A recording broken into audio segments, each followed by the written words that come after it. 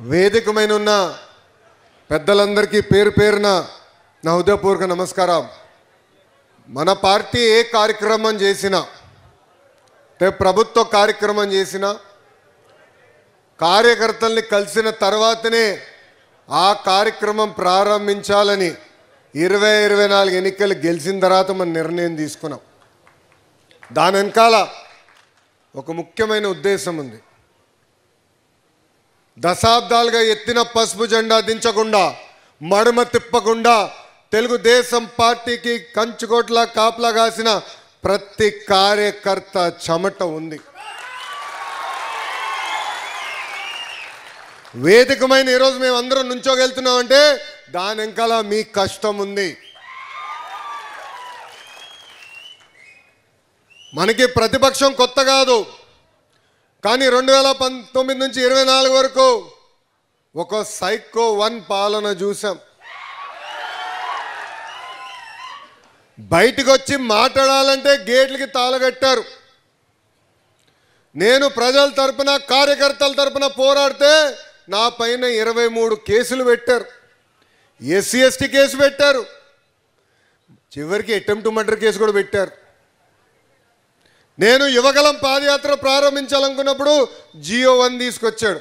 ఆనాడే సైకోకి చెప్పా, మడిచి ఎక్కడ పెడతావో పెట్టుకోపో, ఈ లోకేష్ తగ్గేదే లేదని. ఈరోజు మిమ్మల్ని చూస్తే నాకు ఉత్సాహం వస్తుంది. మనం చూసాం ప్రతిపక్షంలో ఉన్నప్పుడు ఒక అంజిరెడ్డి తాత గుర్తున్నాడా? తాతే గుర్తున్నాడా? ఆయన నామినేషన్ పత్రాలు లాగాలనుకుంటే తొడగొట్టి మీసం తిప్పి రా రా రా అన్నాడు. ఇంకో తల్లి ఉంది మంజుల గారు, పల్నాడులో ఏకంగా ఆమె బూత్ దగ్గర కూర్చుని వాళ్ళు రిగ్గింగ్ చేసడానికి ప్రయత్నిస్తే అడ్డు తిరిగారు, కత్తులతో దాడి చేశారు. రక్తం కారుతున్నా కూడా అక్కడ కూర్చుని పోలింగ్ అయిన తర్వాతనే హాస్పిటల్కి వెళ్ళిన మంజుల గారే మీ లోకేష్కి స్ఫూర్తి. తోట చంద్రయ్య రోడ్డు మీద పడుకోబెట్టారు. ఏకంగా వాళ్ళ నాయకుడికి పార్టీకి జై చెప్తే వదిలిపెడతానన్నారు. కానీ చంద్రయ్య ఏం చెప్పాడు? జై తెలుగుదేశం, జై చంద్రబాబు నాయుడు అని చెప్పి ప్రాణాలే కోల్పోయారు. 94% సీట్లు గెలిచామంటే దాని వెనకాల మీ అందరి కష్టం చెమట ఏకంగా అహర్నిశలు మాకు కాపలా కాశారు. వాస్తవంగా వేదిక పైన మేము అందరం అదృష్టవంతులం. 5 సంవత్సరాల మీద మా హత్తులు నిలబడ్డారు. కొంతమంది నాయకులు వచ్చారు, కొంతమంది నాయకులు పోయారు. కానీ పార్టీని నమ్ముకున్న కార్యకర్తలే మాకు అండగా నిలబడ్డారు. మన అచ్చన్ని ఎంత ఇబ్బంది పెట్టాలో ప్రయత్నించారో మనందరం చూసాం. ఒక్క పిలిపించాం ఆనాడు, అడ్డుకోండి, ఆపండి, ఆయన ఇల్లీగల్గా అరెస్ట్ చేస్తున్నారని. ఆ రోజు మీరు స్పందించారు, రోడ్డు పైకి వచ్చారు, ఉద్యమాలు చేశారు. మన జాతీయ అధ్యక్షుడు వారు చంద్రబాబు నాయుడు గారిని ఒక తప్పు కేసులో 53 రోజులు జైల్లో బంధిస్తే మా అధ్యక్షుడు లోపల ఉంటే ఆయనకు అండగా నిలబడతాం, ఎన్ని కేసులు పెడతారో పెట్టుకోండి అని చెప్పి ఆనాడు బయటకు వచ్చి పోరాడింది మీరు. అందుకే పార్టీ మీకు రుణపడి ఉంటుంది.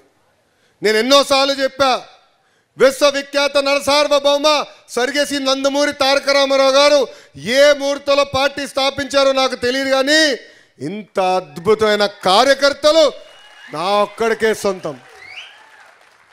ఎన్నో ప్రాంతీయ పార్టీలు చూస్తున్నా, కానీ మనలో ఉన్న పట్టుదల, మనలో ఉన్న క్రమశిక్షణ, ఒక పిలిపిస్తే ఒక సైన్యంలాగా వస్తారే, అది కేవలం ఒక తెలుగుదేశం పార్టీకే సొంతం అవుతుంది. 24 ఎన్నికల్లో మనం గెలిచినాం. సూపర్ 6 హామీ ఇచ్చాం. మొదటి హామీ 5 సంవత్సరాల్లో నిరుద్యోగ యువకులకి 20 లక్షల ఉద్యోగాలు కల్పిస్తామని చెప్పాం. ఈరోజు మీరు చూడండి, 18 నెలలైంది మన ప్రభుత్వం వచ్చి. ఉత్తరాంధ్ర వెనుకబడిన ప్రాంతం అంటారు, బ్యాక్వర్డ్ అంటారు. బ్యాక్వర్డ్ కాదు, మీరు ఆంధ్ర రాష్ట్రానికి బ్యాక్ బోన్ అవ్వబోతున్నారు. ఎయిర్పోర్ట్ పనులు కానివ్వండి, ఐటీ కంపెనీలు కానివ్వండి, స్టీల్ కంపెనీ కానివ్వండి, ఈరోజు పెద్ద ఎత్తున ఉత్తరాంధ్రకి మన ప్రభుత్వం పెట్టుబడులు తీసుకొస్తుంది. రెండో హామీ, ఆనాడు దీపం పథకం ద్వారా ఉచితంగా గ్యాస్ సిలిండర్లు ఇస్తా ఉన్నాం, అది నిలబెట్టుకున్నాం. మూడో హామీ, మహిళలు ఏకంగా ఉచితంగా బస్సులో ప్రయాణించే హక్కు కూడా కల్పిస్తా ఉన్నాం, అది కల్పించిన ఘనత కూడా కూటమి ప్రభుత్వాన్ని. తల్లికి వందనం ఇస్తా ఉన్నాం, ఇంట్లో ఎంతమంది పిల్లలుంటే అంతమంది పిల్లలకి డబ్బులు వేస్తా ఉన్నాం, ఇచ్చిన మాట నిలబెట్టుకుంది మన కూటమి ప్రభుత్వం. వ్యవసాయ శాఖ మార్చులు ఉన్నారు ఇక్కడ.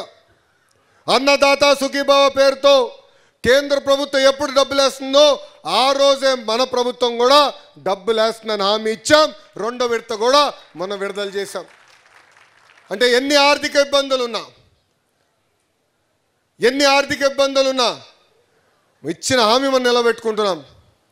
గత ప్రభుత్వం పాలకులు మనం చూసాం, ప్రభుత్వ ఉద్యోగస్తులకి సకాలంలో జీతాలు చెల్లించే పరిస్థితులు లేరు. 1వ తారీఖు నాడు జీతాలు చెల్లిస్తున్నాం. ఇంకో పక్కన భారతదేశంలో ఏ రాష్ట్రంలో ఇవ్వని విధంగా మనం పెన్షన్ ఇస్తున్నాం. నేను ఛాలెంజ్ చేస్తున్నా, ఒక్క రాష్ట్రంలో నాకు చూపించండి ఎక్కడ 4,000 రూపాయలు వృద్ధులు పెన్షన్ ఇస్తున్నాం. ధనిక రాష్ట్రాలు కూడా ఇచ్చే పరిస్థితులు. వికలాంగులకి ఏకంగా ఎంత ఇస్తున్నాం? 6,000 రూపాయలు. బెడ్కే పరిమితం అవుతే 15,000 రూపాయలు ఈరోజు మన ప్రభుత్వం అందిస్తుంది. ఇంతేకాదు, విద్యాశాఖ మార్చులుగా నేను ఆనాడు హామీ ఇచ్చా, మన అధికారంలోకి వచ్చిన తొలి సంవత్సరంలోనే మెగా డిఎస్సి ఏర్పాటు చేస్తాం, ఇచ్చిన మాట నిలబెట్టుకుంటామని. 150 రోజుల్లో మెగా డిఎస్సి పూర్తి చేశాం. 16,000 పైచిలుక పోస్టులు మనం భర్తీ చేశాం. వైకాపా నాయకులు 150 కేసులు వేశారు. అయినా మీ లోకేష్ ఆగడు, వదిలిపెట్టాడు. అనుకుంది మనం చేసి సాధించాం, చేసి చూపించాం. ప్రజా దర్బార్లు నిర్వహించాం, ప్రజలు ఎదుర్కొంటున్న సమస్యలు తెలుసుకుంటున్నాం. కార్యకర్తలు పడుతున్న ఇబ్బందులు కూడా నేరుగా ఈరోజు తెలుసుకునే పరిస్థితి మన ప్రభుత్వం తీసుకొచ్చింది. ట్రైబల్ ప్రాంతాల్లో ఇంత పెద్ద ఎత్తున మనం సీట్లు గెలవాల. అసలు ఉత్తరాంధ్రలో కూడా వన్ సైడ్ వేవ్ ఎప్పుడు మనం చూడాల. ఉత్తరాంధ్రలో 33 శాసనసభ సీట్లుంటే ఏకంగా 31 మన కూటమి ప్రభుత్వం కైవసం చేసుకుంది. మన పైన బాధ్యత పెరిగింది. ఆశతో ప్రజలు మన వైపు చూస్తున్నారు. గతంలో జరిగిన అరాచకాలన్నిటికీ ఫుల్ స్టాప్ పెట్టాలనేది ప్రజల ఆకాంక్ష, కోరిక. శాంతియుతంగా బతకాలనేది ప్రజల ఆలోచన.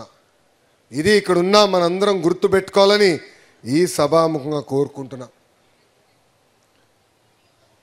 ఏకంగా ట్రైబల్ సోదరుల కోసం అనేక కార్యక్రమాలు మనం ప్రారంభించాం. ఆర్థిక ఇబ్బందులున్న ఆ కార్యక్రమాలు మనం ముందలు తీసుకెళ్తున్నాం. చేయాల్సి ఉంది, అన్నీ పూర్తయిందని నేను చెప్పట్లేదు, అన్నీ చేసామని నేను చెప్పట్లేదు. కానీ ఒక పట్టుదలతో, ఒక సంకల్పంతో ఇచ్చిన ప్రతి హామీ నిలబెట్టుకో లక్ష్యంతో ఈరోజు మనం అహర్నిశలు కష్టపడుతున్నాం. మీరే చూస్తున్నారు, మన ముఖ్యమంత్రి గారి వయసు 75 సంవత్సరాలు అయి ఉండొచ్చు, కానీ 25 సంవత్సరాలు కుర్రోడ్లాగా పరిగెడుతున్నారు. వేదిక మీద మేము ఎవరో ఆయన స్పీడ్ ఇంకా అందుకోలేకపోతున్నాం. ఆయన స్పీడే వేరు, ఆయన కమిట్మెంటే వేరు. జాతీయ అధ్యక్షుల వారు ఏ నియోజకవర్గంకి వెళ్ళినా కూడా ప్రభుత్వ కార్యక్రమం ప్రారంభించే ముందలు కానీ అయిపోయిన తర్వాత కానీ కార్యకర్తలు కలుస్తున్నారు. ప్రతి కార్యకర్తతో ఫోటో దిగి ఈరోజు ఆయన తిరిగి వెళ్ళే పరిస్థితి. అంటే పార్టీ పట్ల, కార్యకర్తల పట్ల ఆయనకున్న ప్రేమ ఎంతో మనందరం ఒక్కసారి ఆలోచించాలని ఈ సభాముఖంగా కార్యకర్తలందరినీ కోరుతున్నాం.